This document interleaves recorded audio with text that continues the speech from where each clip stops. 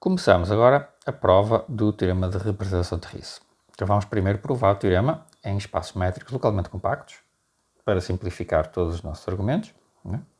E necessitamos para isso de alguns resultados preliminares. O primeiro é o lema de Urysohn, bem conhecido da topologia. Um espaço topológico Hausdorff normal, isto é, dois fechados disjuntos admitem vizinhanças disjuntas, se e só se, dados dois fechados disjuntos, existe uma função contínua com valores no intervalo 0, 1, uma função contínua no espaço, de tal forma que ela vale 1 em f de 1 e vale 0 em f de 2. Então nós conseguimos separar dois fechados disjuntos por uma função contínua neste sentido. Okay? No caso de um espaço métrico, nós temos uma versão mais simples, que é a seguinte: um espaço métrico, seja K um compacto e uma vizinhança aberta de K, V.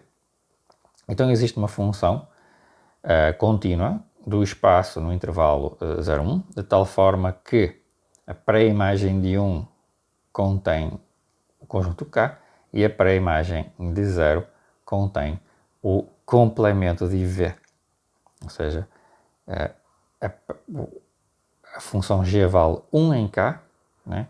E ela vale 0 fora da vizinhança V que nós escolhemos. Bom, a demonstração é muito simples. Eu defino o G de x como sendo este quociente, a distância de x ao complementar de V, sobre a soma da distância de x ao complementar de V mais a distância de x ao compacto K. Okay? Fica claro que G em K é 1, G no complementar de V é 0 e que G é contínua, né? Porque é um quociente de funções contínuas, e o denominador é importante conferir, né? É um quociente, o denominador é 0 se e só se o x está em K e o x está no complementar de V. Mas é impossível isto acontecer. Okay? Portanto, a função está bem definida, né, no espaço inteiro, e é uma função claramente contínua, porque a função de distância é contínua no espaço métrico. Okay, então, deste resultado de separação, do lema de Urysohn, se deduz o seguinte corolário importante da aproximação de funções características de Borelianos por funções contínuas. Então, tomamos um espaço de medida, x, b, ni, em que o x é um espaço métrico localmente compacto e b é sigma álgebra de Borel, e mi é uma medida regular. Para um conjunto da sigma álgebra com medida finita, né? Para todo o epsilon, existe uma função contínua com suporte compacto, com valores entre 0 e 1, e tal que o conjunto de pontos onde a g é diferente da função característica do conjunto E tem medida inferior a epsilon. Então, num certo sentido, né, estou aproximando a característica de E por uma função contínua. Okay? Isto é um corolário, essencialmente, do teorema de Lusin. Certo? E nós, essencialmente, usamos aproximações, usando a regularidade do μ, e que a medida de E é finita. Fixado um epsilon, eu posso encontrar um compacto contínuo em E, um aberto que contém o E, de tal forma que, né, eles aproximam o compacto por uma medida a menos de epsilon sobre 4. Okay? Portanto, em particular, a diferença entre o aberto e o compacto tem uma medida inferior a epsilon sobre 2. Como o conjunto, o x, é localmente compacto, né, eu posso encontrar uma vizinhança do compacto com fecho compacto. Okay? Logo, eu posso escrever esta sequência de desigualdades.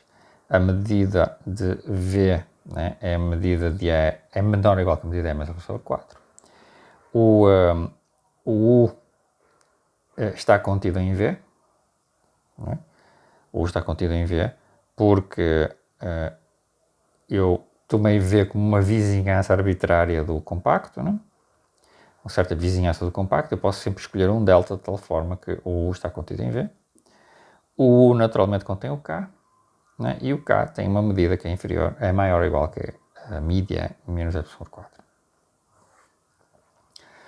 Uso agora o lema de Urysohn para separar K e o U, obtendo uma função contínua com valores no intervalo 0, 1, de tal forma que ela vale 1 em K e vale 0 no complementado de U.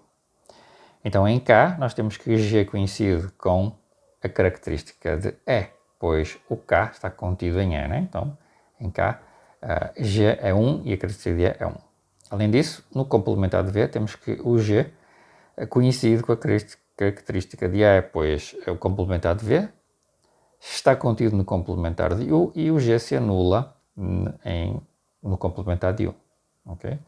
Portanto, como o U contém o E, então o complementar de U está no complementar de E, onde a característica é 0, né? E o G é 0. Desta forma, o suporte da função G está no fecho do U, portanto o seu suporte é compacto.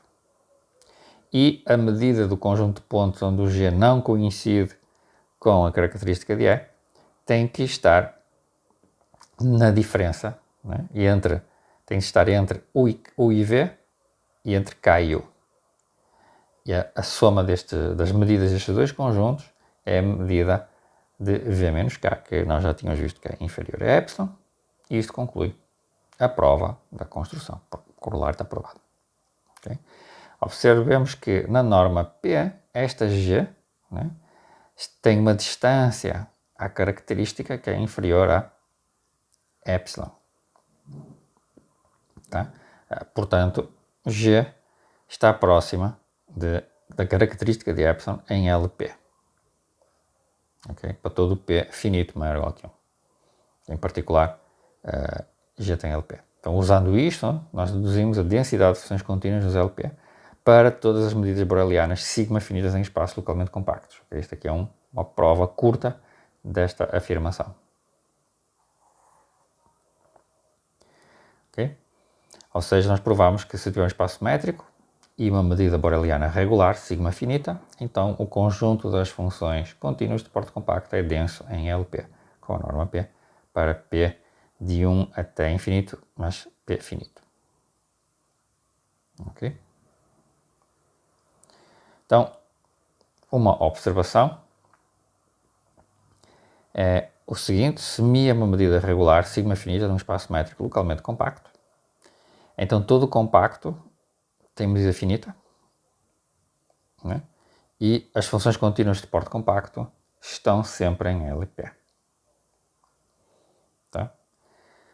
De fato, observemos que se, por redução absurda, a medida do compacto fosse infinita, né? Então, ou nós temos que, para todo o x, existe uma vizinhança com medida finita, ou existe algum x com uma vizinhança com medida infinita. Ok? Portanto, isto é uma alternativa puramente lógica, né? Ou nós temos todo o mundo com medida finita numa vizinhança, ou existe algum ponto com uma vizinhança de medida infinita, né, para qualquer raio. A primeira possibilidade, né, é contraditória com a suposição de que a medida do K é infinita, porque eu poderia tomar uma cobertura aberta do K usando aquelas vizinhanças de pontos de K onde eu tenho medida finita, portanto eu posso extrair uma subcobertura finita, não é? Logo, esta subcobertura finita implica que a medida do conjunto é inferior à soma das medidas dos elementos dessa subcobertura, que é uma subcobertura finita, e como cada medida de cada elemento é por construção finita, então eu obtenho que a medida de K final era finita. Uma contradição com a suposição. A segunda possibilidade também leva a uma contradição. Porquê? Porque pela regularidade, né, esse ponto x, tal que todas as suas bolas têm medida infinita, levaria, né, a que a medida do ponto x, pela regularidade da medida, fosse o ínfimo da medida de todas as bolas que o contêm. Todas as bolas centradas no mesmo ponto x de raio epsilon.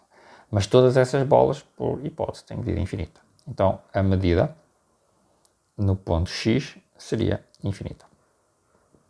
Ok? Mas isto contraria o fato de que μ é uma medida sigma finita.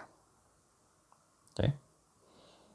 Concluímos então que não é possível que o compacto tenha medida infinita num espaço métrico com uma medida regular sigma finita. Okay?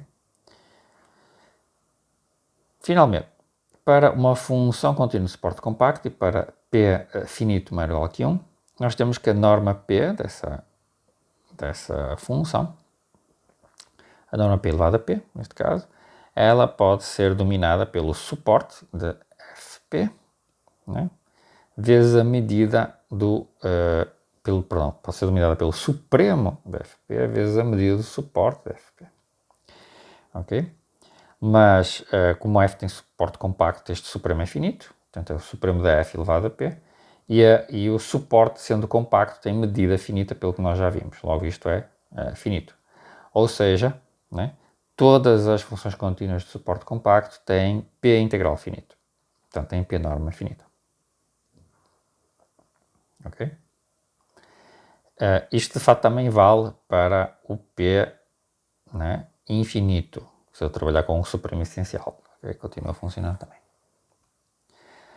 Para a densidade de todas as funções contínuas em LP, basta observar que pelo teorema de Lusin, né, o fecho do conjunto das funções contínuas de suporte compacto, né, em LP, com a norma P, vai conter as funções características de conjuntos de medida finita, pelo teorema anterior que nós vimos. Além disto, nós já sabemos que estas funções características elas são densas em LP, porque eu posso aproximar todas as funções integráveis por combinações lineares de funções características da norma LP. Portanto, o conjunto das funções contínuas de suporte compacto é denso em LP. Okay? Observemos que a gente usou o lema anterior para provar que o conjunto das funções contínuas de suporte compacto está em LP. Ok?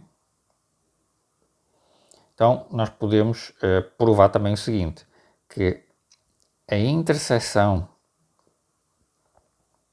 das funções contínuas de suporte compacto com as P integráveis é denso em LP, na norma P, para P maior ou igual que 1 e finito, e para μ regular e sigma finita num espaço métrico localmente compacto. Okay? Nós provamos mais refinadamente este tipo de resultado.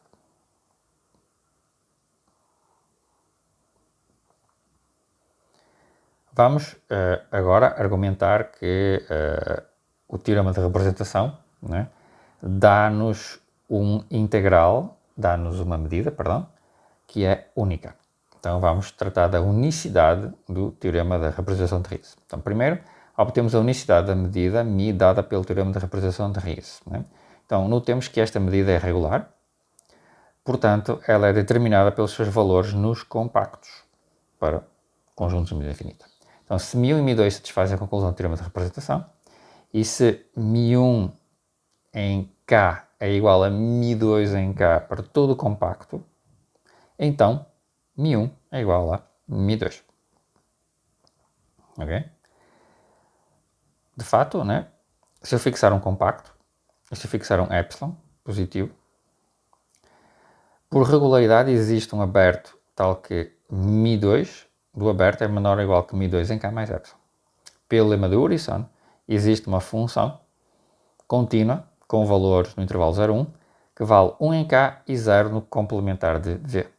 Portanto, μ1 de K, que representa, né, o mesmo funcional, portanto, μ1 de K, será o integral coincide com o integral da função característica de K, em relação a μ1, é dominado pelo integral de G de μ1, pela construção do G. Isto é o valor do funcional em G. Mas o valor do funcional em G também é representado pela μ2. Então isto é igual ao integral de G em μ2. Ok? Mas o integral de g em μ2 é menor ou igual que o integral da função característica de v em μ2, que por sua vez é μ2 em v, que é inferior a μ2 de k mais epsilon. Okay? Como epsilon é arbitrário, nós obtemos que μ1 de k é menor ou igual que μ2 de k. Trocando o lugar de μ1 com μ2, obtemos pelo mesmo argumento, né? Que μ2 de k é menor ou igual que mη1 de k. Como isto vale para qualquer compacto, assim μ1 e μ2 têm o mesmo valor nos compactos. Né? Logo, μ1 e μ2 coincidem, né, em todos os conjuntos de medida finita do espaço. Okay? Usando a regularidade, né, aproximando por valores nos compactos. Então, por regularidade, concluímos a unicidade da medida que satisfaz a conclusão do teorema de representação de Riesz. Então, as medidas que satisfazem o teorema de representação de Riesz são únicas. Em seguida, no próximo vídeo, falaremos da construção da medida, né, que aparece no teorema de representação de Riesz.